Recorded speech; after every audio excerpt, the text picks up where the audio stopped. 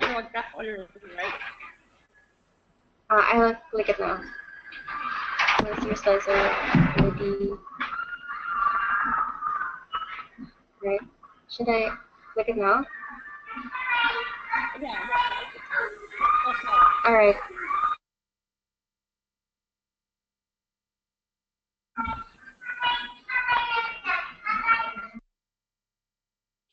Okay.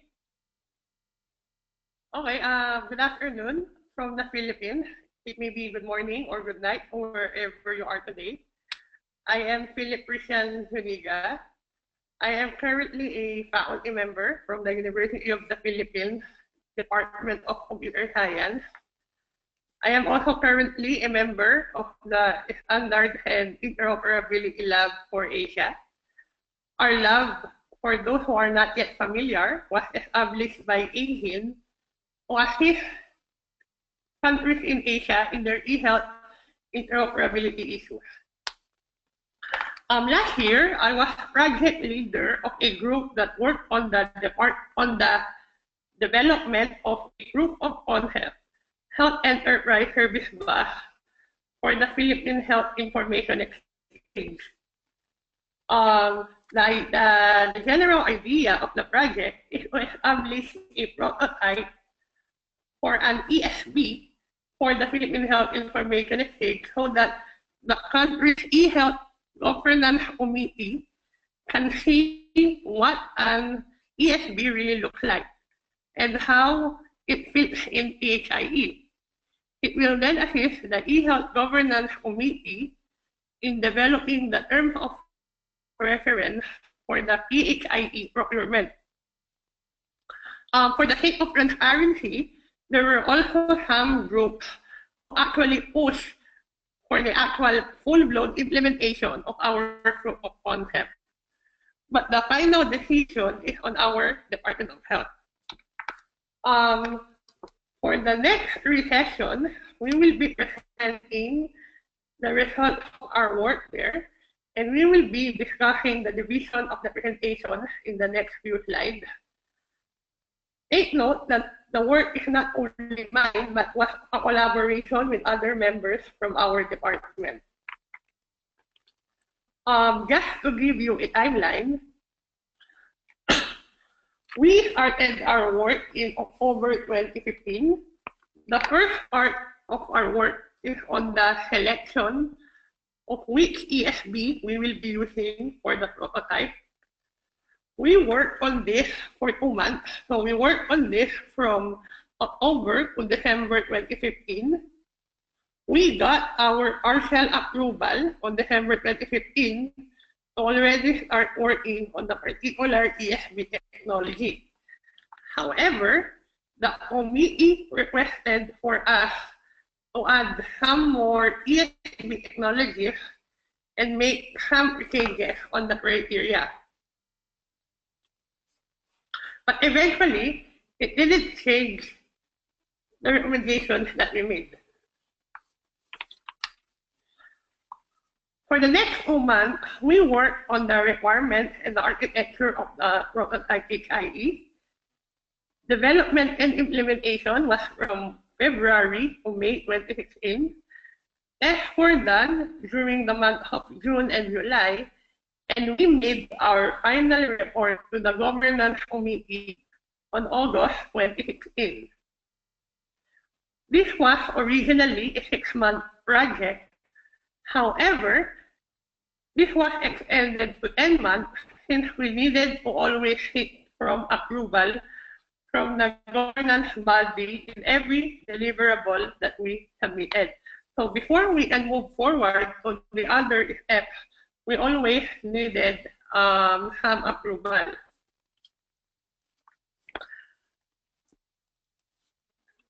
As mentioned earlier, this talk is of a 3-series webinar on our experience with the development of a prototype AeHIN. The following are the topics for the webinars. For today, we will be discussing our ESB benchmarking and recommendation. On June 28, we will be discussing our design, requirements, and architecture for the prototype PHIE. And for July 12, we will be discussing the tests that we develop and that we use in testing our prototype ESB. So I'd first like to introduce to you the architecture of PHIE. As you can see, PHIE follows an architecture that is common to the regular listeners of this webinar series.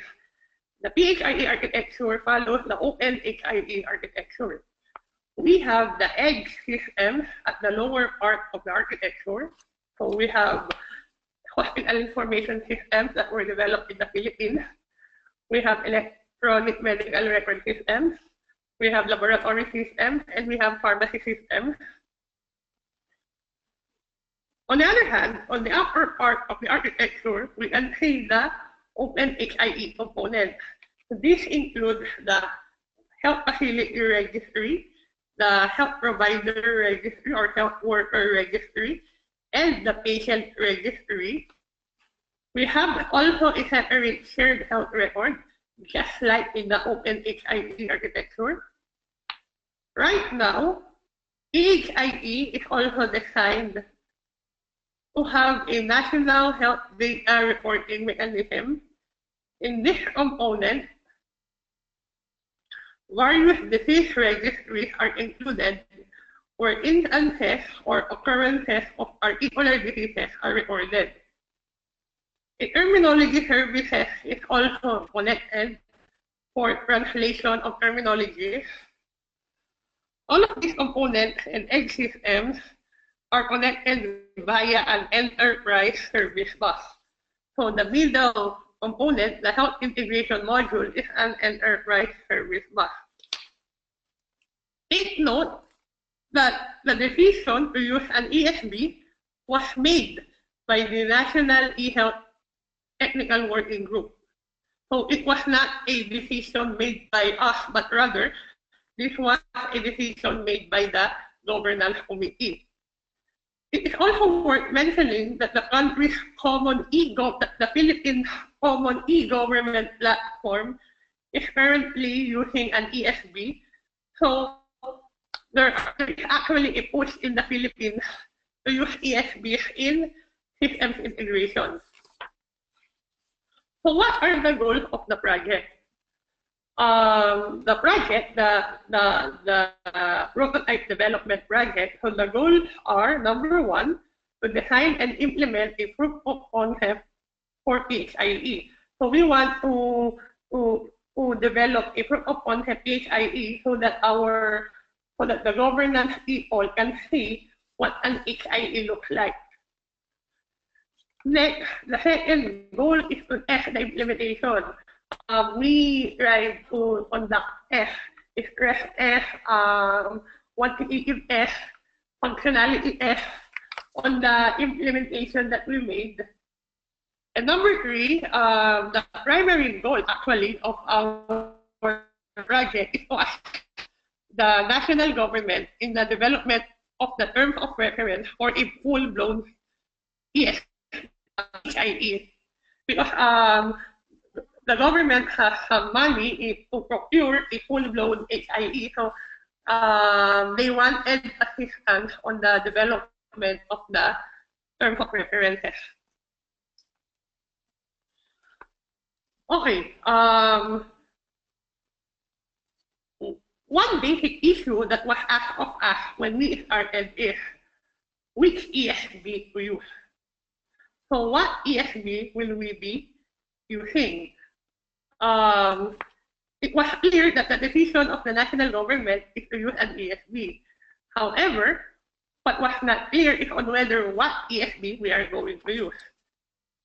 There are several decision points that we have to make here. Do we use the mule ESB? I will discuss later what the mule ESB is. Since our Department of Science and Technology already has an instance of mule, so our Department of Science and Technology has already procured an instance of mule, so we can actually use it for the prototype implementation.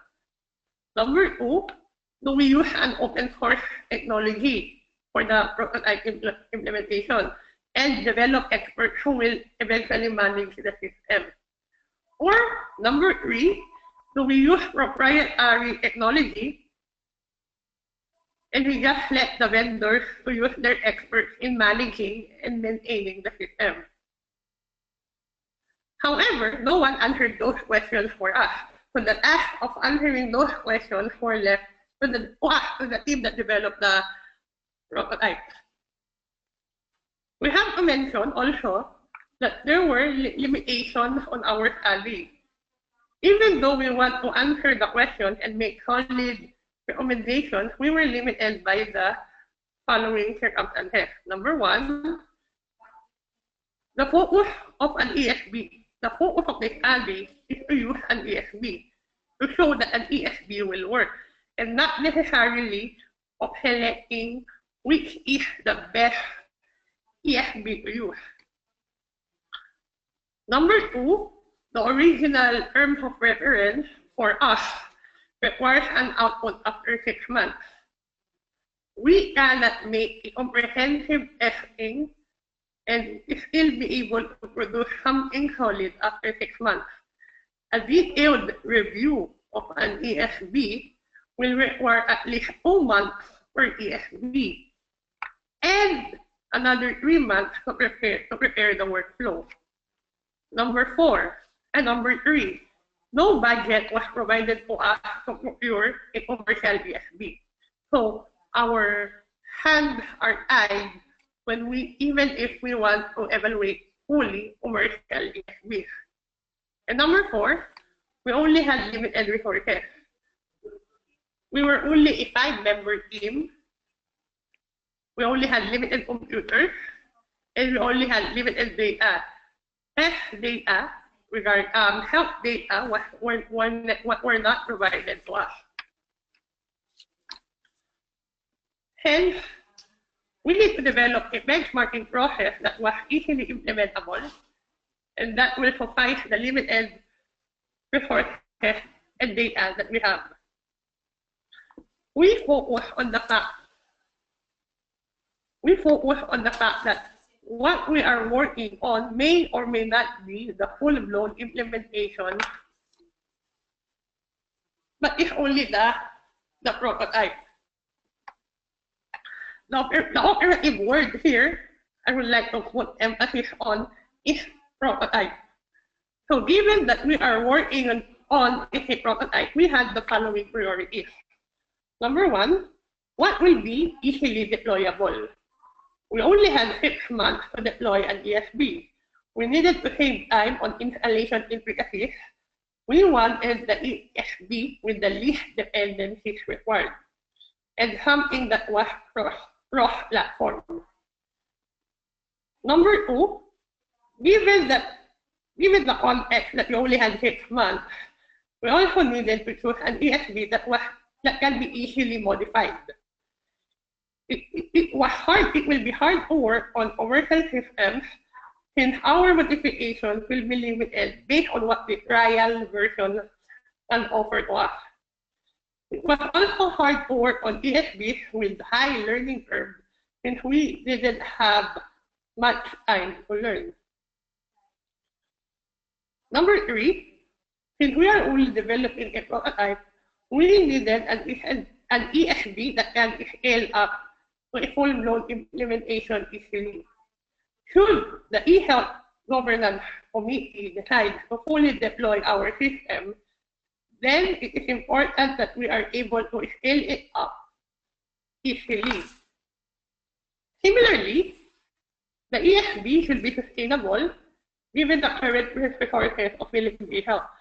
So these are the 3 major considerations that we had when we work on the benchmark. Also, before we move along, I'd like to mention that this current work is only a desktop benchmarking. So we only did a preliminary investigation and report on something based on currently available information. reviews were made from existing documentation and testimonial. So ESBs were not, so the ESBs that we eventually evaluated were not fully tested during the 6-month or 10-month project period. So, what are the criteria that we considered?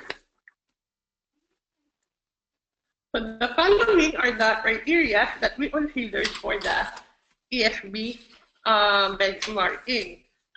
Number 1, the first criteria is ease in installation. This criterion determines how easy it is to install the various ESBs over the deployment location.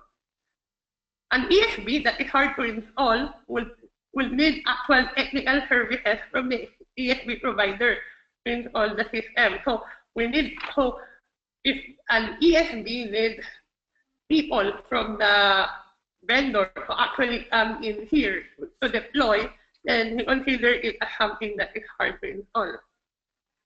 ESBs that are easily installable will have a pre-packaged installer that will not only set up the ESB, but will also set up the necessary dependencies needed for the ESB to run.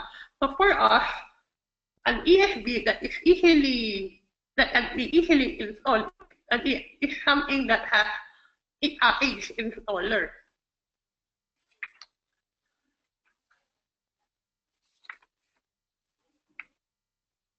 The next criteria is dependencies. This criterion measures the needed technologies that should be available in the system before the actual installation of the ESB is done. The fewer dependencies needed would mean that the ESB will be more portable and can easily be transferred. Modification and updates can also be easily done if the ESB has less dependencies. Based from our experience, proprietary systems and to be more dependent on other technologies from the same vendors. So this is one thing that we really look at. On the other hand, open source technologies tend to be less dependent, but rather they are only dependent on very few components. The next criteria that we considered is the ease of coding. So this criterion indicates the ESB's programming language and environment. Take note that we only had a limited number of time to develop services, to implement services. So it was important for us to select an ESB where we can easily develop services. So ESBs that uses unfamiliar programming languages will tend to be harder as compared to ESBs that use easier programming languages such as AeHIN. Next, the next criterion is user support and documentation. So it was important for us to have an ESB that has a good documentation and user that can help our experience. User support and documentation always a factor. It is always a function of open source technologies. Technologies, there's not much user support, but rather you have to be dependent on communities. On the other hand, for where it's a dedicated customer support that will help you working in the ESB. Another thing that we look at is the scalability. So scalability measures how easy and how large can the system be extended. As the team is building the prototype application, It is important. It is important that the selected technology can scale up the actual system once it is fully deployed. So we wanted to look how easy is it to add additional clusters, how easy is it to add users to the ESB. So those are the parameters that we considered when we check the scalability of the system. Next, we also considered cross-platform as a criterion. This criterion determines whether an ESB can run across different operating systems and setups. Preference is given to ESB that will run regardless of the underlying platform. So there are some ESBs that will only work on a Windows platform, or there are some ESBs that will only work on a particular flavor of Linux. So we wanted to look for an ESB that will run regardless of the underlying platform. Next, security. We also wanted to make sure that the ESB will follow a standard security protocol. So the security standards used by each ESB we're looking to, and though almost all security protocols are secured, the team wanted to measure whether this satisfies ISO or other international standards. Next, sustainability. Sustainability of the system is also important. A sustainable system is a system that can be sustained given the current setup of the Philippine Department of Health, because they are the ones who will be maintaining and eventually be sustaining the system. Based from our survey, a system that uses proprietary technologies tends to be less sustainable as those that uses open source technologies, because proprietary technologies are dependent on the vectors for the product or future direction. On the other hand, sustainability of open source system is assured because the system's source codes are available and the ESB developers can have the option to dictate on the future direction of the system. Next, testimonial. The team is not able to test the ESBs fully due to limit and time. We look at testimonials of various clients that use the technologies that we are looking into. One thing that we look at is on whether the ESB has already been used on e-health applications. We also look at if the ESB supports standards such as HL7. So those are the factors that we considered during the when we look at the testimonials. Finally, we also considered looking at the support for open source technologies. This criterion measures the openness of the various candidate technologies. Since this is a government project, the Philippine government has a bias for open source technologies. So we have to reflect it on our benchmarking. So given this criteria, so we have now identified the criteria that we will be using. The next thing that we needed to determine is the weight that we will allot each criteria, because as we can see, not all of the criteria will have the same weight, because there are some criteria that are more important and there are some that are less important. So in order to have a systematic way of assigning weight, we utilize the competition method. So what is the competition method? So each criteria is compared to another criteria. So we had a round robin for each of the criteria, And the more referred criteria gets 1 point, the not referred criteria gets 0. The scores are totaled and will serve now as the basis of the weeks. So this is the result of our competition. So if you will see, we have the criteria representing the rows and the columns of the table. We compared each criteria with another criteria. So for example, we compared ease of installation with redundancy, with the required dependency, the abbreviation RED means required dependencies. And based from our evaluation, so we sat down, we preferred the criteria ease of installation than the required dependency criteria. So ease of installation gets 1 point, while the required dependencies get 0.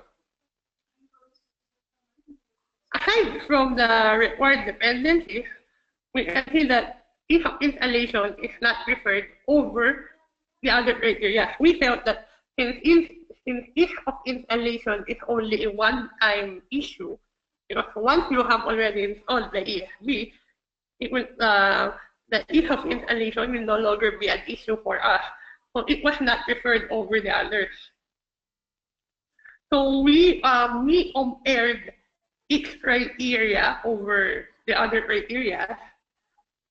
As you can see, one significant insight that we can see in the table is ease of coding is preferred over all of the criteria. We really wanted, for us, for the team, the criteria is the most important, because we felt that if we encode on a system easily, then we can develop services and utilize these services for the workflows. Since we only have a limited number of time, we really prioritize how easy we can develop or we can code on a particular ESB. So given this table, we were able to have the following scoring. So as you can see, ease of coding is the highest, it's the most preferred criteria with 10 points. It's preferred over all the other criteria. Next is scalability and sustainability. The next two criteria were basically based from the fact that we are developing a prototype, and we needed to be sure that the prototype that we are working on will be, number one, scalable, and number two, sustainable. So after getting the scores, we computed for the total, and we divided each score from the total score to get the weight. So the highest weight is given to the ease of coding, so it will have a weight of 18.2%. The next two criterions are scalability and sustainability. The criteria with the lowest priority is required dependencies, because we felt that this is only one-time thing. So once we have set up the required dependencies, this will no longer be an issue for us. Testimonial was given a low score. In particular, the EWG requested that we lower testimonials. So we now have a how we evaluate the issue. The next thing that we want to look at is what were the ESBs that we considered. So we considered the following ESBs. We considered the IBM integration bus. So this is the ESB of IBM. We considered Microsoft BizTalk, which is an ESB developed by Microsoft. We considered ESB, which is an open source ESB that if you have an ESB, single ESB, we have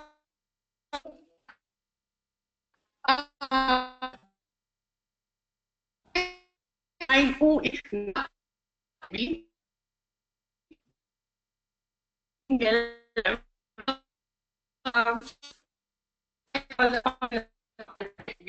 and we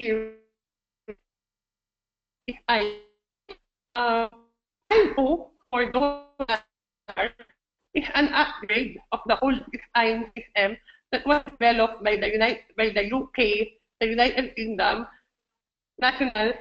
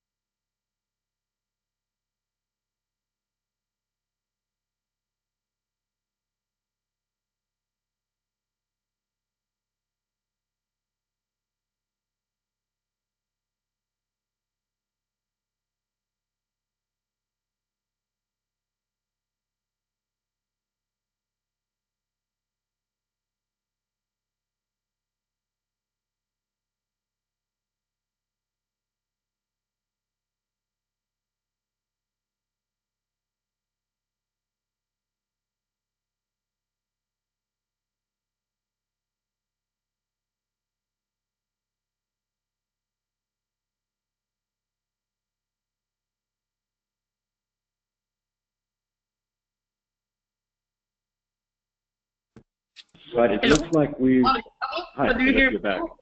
Oh, I just got lost. I'll continue. Okay, so the next technology is the ISO was developed by the United Kingdom National Health Services. Technically, this is not a proprietary system. This is not an open source system. However, they use open source technologies. Next, Orion Health. So Orion Health is a full suite software solution for health workflow. So they have an ESB. We also look at Oracle Integration Bus. So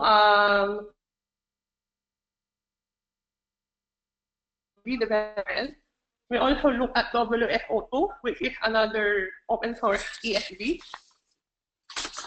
MIRT is an open source ESB that is used for health applications. So it has an HL7 engine. Mule, so MuleSoft has an ESB too.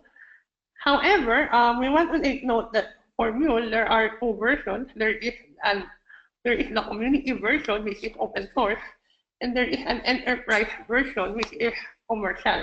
So that's why Mule has in different categories. JBoss is also an open source Java-based ESB. OpenESB is also a Java-based open source ESB. And Zato.io, so Zato is a Python-based open source ESB. So, how were these evaluated? So first, let's look at the ease of installation. So for the ease of installation, as mentioned earlier, we look at how easily we can install the system. So we look at the system's documentation to learn. So for the case of IBM Integration Bus, Ultra ESB, MERT, and OpenESB, we already have a package installer. So it was quite easy for us to, and it will be easy for us to install those systems. For the other ESBs, you needed to compile some binaries. We needed to, there are some that requires to modify some, for the case of Microsoft Bstock, we needed to modify some configuration files before we can actually install. If you will see, ESB has a very low score in ease of installation because for ESB, we needed to set up all requirements from scratch. So ESB uses a lot of technologies, and before we can actually set up ESB, we needed to set up the other technologies. So in this category, we can see which ESB had the highest score. Next, for the required dependencies, we look at the technologies that were needed before we can actually install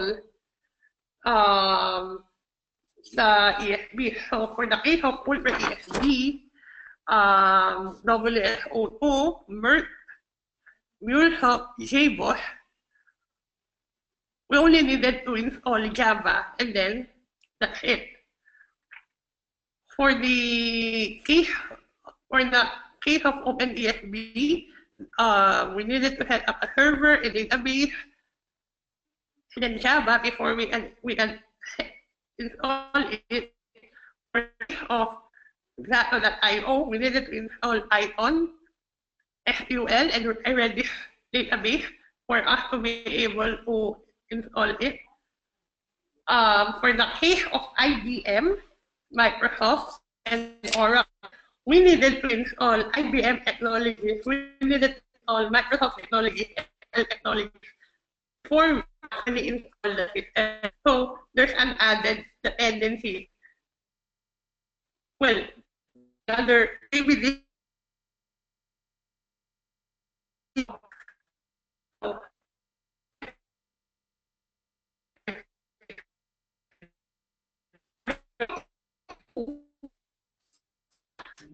Philip, just to say that you've become very staticky and we're not quite hearing you coming through.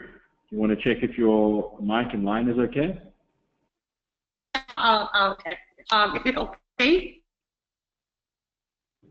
It's become a little better now, yeah. Okay, so I'm going to the microphone. So for the case of we needed to highlight dependencies. So it got low score in this criteria. Next, the if coding, just review my notes. For the if of coding, what we did was the programming language by each of the and IBM required Java and NetBeans. Microsoft Bstock requires .NET technologies. Ultra ESB required Java. ESB required Java and some specialized libraries. Oracle required Java and some plugins. Orion uses Java and some plugins. WSO2 required Java and some plugins. MERT, MuleSoft, JBoss, and OpenESB, all of them use Java. On the other hand, Zato.io use Python. Based from our evaluation, so this was one of the felt that we will be comfortable working on a system that uses Python because number one, it is easier to use Python based from our experience, and number two, it's easier to deploy services using Python. You don't need to compile something, you just deploy it directly. So in this criteria, only the ESB with the highest score is the Zato ESB. For user support and documentation, IBM, Microsoft, Orion, and Oracle got the highest score because they had dedicated customer support. So since these are proprietary technologies, obviously, they have the support. We evaluated the community and the documentation for Ultra ESB and Zato.io, and we felt that they have despite being open source technologies with no dedicated support, we felt that their documentation is quite helpful. For the rest of the technologies, we felt that they have the same level of support and documentation. That the documentation are not that rich, but should be helpful. For scalability, IBM, Oracle, MuleSoft, JBoss, and Zato.io got the highest score because you can scale them up without turning off the system. You just add clusters, you just add users, and then it's already there. So it's very easy to scale them up. For other technologies, you for example, for Microsoft Desktop, we needed to modify some in the documentation. You need to modify some configuration files before scaling up, and you need to shut down the system. For Oracle integration, for OpenESB, they only have a limited number of clusters that they can support. So the scalability was an issue. Spine 2 was quite problematic.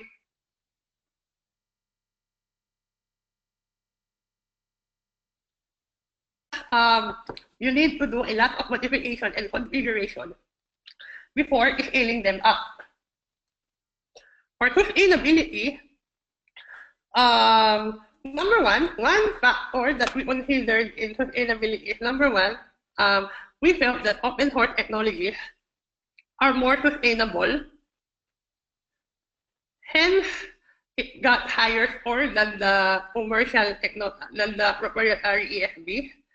Number two, we felt that between Python and Java, we felt that Python was more sustainable and be made easier because based from our discussion, Java is an Oracle product, so we might encounter some problems down the line.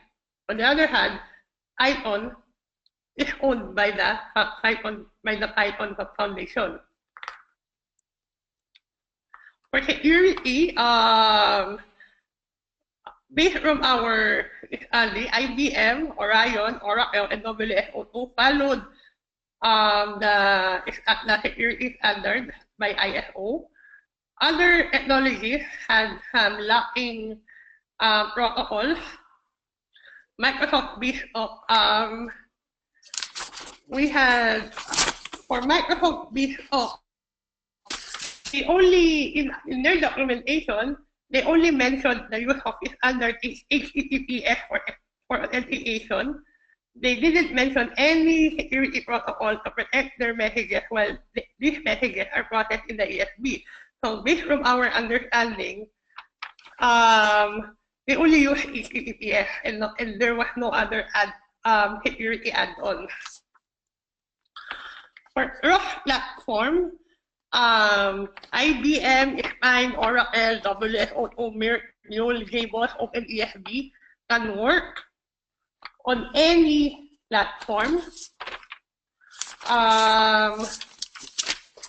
Microsoft Desktop can only work using a Windows server. Ultra ESB can only work using a Linux-based server, while although Zato.io can work using Although for ESB, there's only a particular flavor of Linux. For that, it can only run over Linux, but they have instruction on how to virtualize the ESB over a virtual machine. So it's a little bit cross-platform, but we need to use a virtual machine. For Orion, for Testimonial, IBM Integration Platform, Microsoft BizOp, Spine2, Orion Health, Oracle Service Bus, WSO2, and Merck, all of them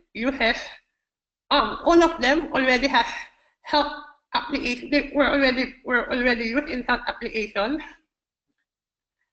and they follow. They have capability to follow HL7 standard. For the other technologies, except for ESB, they were not yet used. We were not able to find an application that used health. ESB, they were already used for health application, although right now they don't have HL7 support. Support to open source technology, so ESB, WSO2, Merck, JBoss, OpenESB, Sato.io, these are all open source technologies. So they got the higher score compared to the proprietary technologies. MuleSoft is partly open because they have an enterprise version, and they are they have a commercial community version, and they are partly proprietary because they also have an enterprise version. So given all those scores, we collected them and then we computed them using the weights. We got the following results. The ESB with the highest score is the Zato ESB. It got an average of a weighted average of 4.525.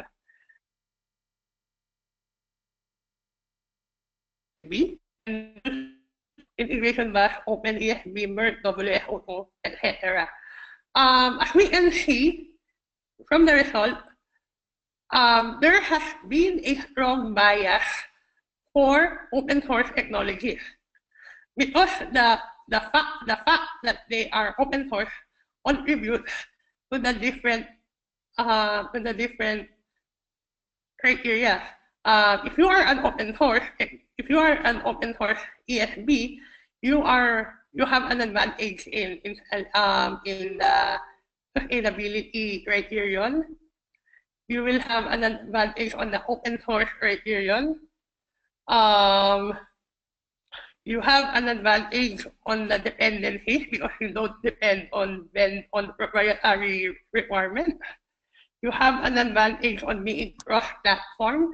So the fact that these are open source the fact that they are open source, it contributes to their standing. In the end, we recommended to use the Sato.io ESB for our prototype development. So, what are the recommendations? Well, aside from the fact that we use the Sato ESB for our prototype, we also made some recommendations to the National Technical Working Group. Number one, a deeper understanding must be made. 6 months is technology. Number two, we recommended that the National eHealth Committee selects a technology first before a vendor. Because if we select a vendor first, the tendency is for the vendor to push for the technology that it has. Number three, shortlisting must be done. So we are proposing several levels of benchmarking. Our benchmark can be used as a first level benchmarking, but there must be some more levels. Number four, actual test and experiment must be done Number 5 is to allocate at least 6 months to set up and test open source technology. So we felt that that is the minimum number of time to test around 4 to 5 open source ESBs. And number 6 is, I think we should also, the EWG should also consider asking ESB vendors for quick start, because I think WSO2 is offering a quick start. Orion Health is also offering a quick start. So I think the National eHealth Committee should consider those offers. So basically, that's the first part of my 3-part webinar. I'm now ready to accept questions. Yes, thank you, Sir Philip. We have a question from Sir Ryan. Sir Ryan, would you like to speak on your microphone? Sure, thanks. Can you hear me? Hello, Ryan, yes. Yes, thank you. Great. Sure. So my question was, I see the OpenHIM wasn't considered in the study, and while I know it isn't a pure ESB and sort of takes a simpler approach to routing transactions, I was just wondering if it was considered at all, or if it didn't fit into your criteria. Yeah, actually, Carl already asked me the same question before. The National eHealth group was very particular to using an ESB, so OpenHIM was not included in the initial list. OpenHIM and ESB is not a ESB by definition. Also, during that time, when we did our initial evaluation almost 2 years ago, we were not yet that familiar with OpenHIM. Personally, I only heard OpenHIM around February 2016. We already made a recommendation to our EWG beforehand. So even if we wanted to include OpenHIM in the evaluation, given our timeline, it was very hard for us to include it in the evaluation. But I think we have discussions at our lab that we will be working on another benchmark of ESB. So we have 4 to 5 ESBs, and we are including OpenHIM on the evaluation to benchmark OpenHIM so that we will see how it will it can be compared with the other enterprise service bus. So that's something that we will be doing in the very near future. Thanks, Philip, for that. Great, thanks. That sounds very good. I'm going to take over for a second here. Philip, it's been really interesting to see the evaluation criteria that you've put through and the way you've weighted and rated it. I'm excited to hear that there's another study coming out, because I think what you have here is a framework for other countries and groups to self-complete based on their inputs into the areas which are subjective. You made that point where capacity is a subjective evaluation criteria because of the group's capacities itself. So it'd be very interesting to see evaluations on what you would consider the qualitative evaluation points, and then the subjective variances. So there may be qualitative, it's close to documentation or support licensing, maybe quite qualitative points where capacity is really based on the group that's evaluating the technologies itself. Was there any consideration in this study, or let me ask it, will it be in the next evaluation of the fit for purpose for health or readiness to adopt health workflows? I think in the study, we only relied on the testimonials, on whether it was already used in applications. I think for the future, we should be able to really look at each of the technologies if they are really ready for application. In particular, if they can adapt with standards like HL7. You broke up a little bit towards the end there. I didn't quite get what you're saying, Philip. Sorry. Yeah. So in the previous study, we only looked at the past clients of these technologies. We were not really able to see how they were able to implement the health, how they were used for health applications. In the upcoming study, we plan to look at it. We plan to look at it in detail. So we want to see if the particular ESB can use health workflows, if the particular ESB follows can follow those are the things that we will be looking at our upcoming study. Fantastic, Philip. I think I got the gist of that there, that the next one will be looking at the applicability to the various technologies for health. And quite excited, is that going to be something that is done in a more public and open forum where groups can be observing the process along the way, or is it done is it currently under contract in a more closed study environment where the work will happen and then the results presented, much like what we're seeing today? Since we are working, we will be developing the study at our lab, at SciLab. I think Doc Alvin will want the study to be more public and to involve the different stakeholders, because that is the mandate of the lab.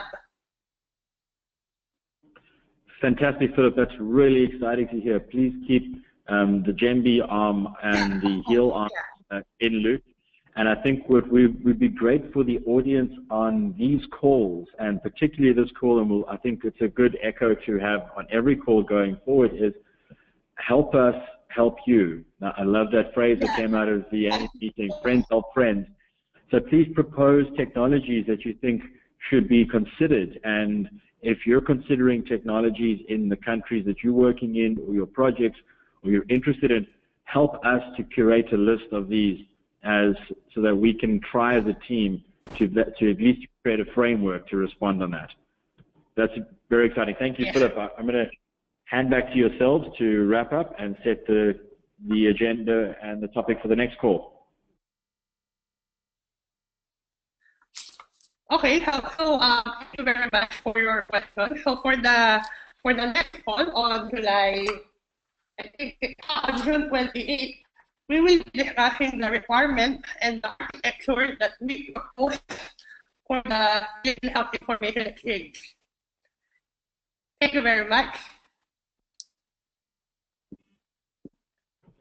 Thank you all. And if there are follow-up questions for us, please feel free to use the mailing list. Yeah, we will. Yeah, feel free to use the mailing list.